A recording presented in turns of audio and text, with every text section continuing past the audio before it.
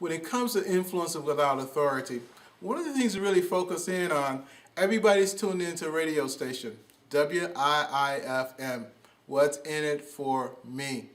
So in order to influence without authority, you first of all need to find out what are their hits, what are their greatest hits, what do they see that's in it for them.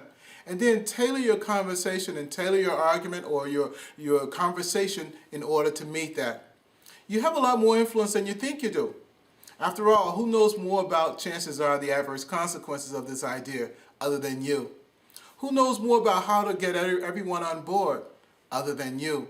So approach this from a place of power, that is realizing that you can influence, even though you may think you don't have the authority. Quite frankly, organizations more and more are having to rely on individuals that have the assertiveness to influence without authority. Now, where do you go from here?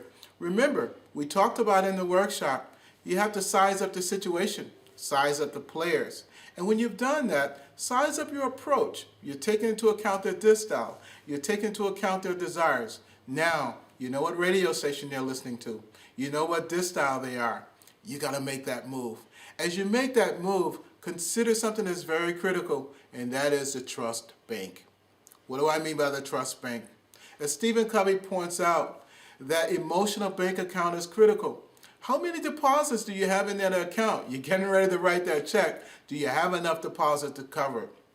Chances are you have more deposits than you even think you do. Let's draw on that, and let's make a point to emphasize what's in it for them. When you take the time to tune in to mutual accountability and mutual benefits as opposed to getting things done your way, you're in a situation to certainly influence without authority.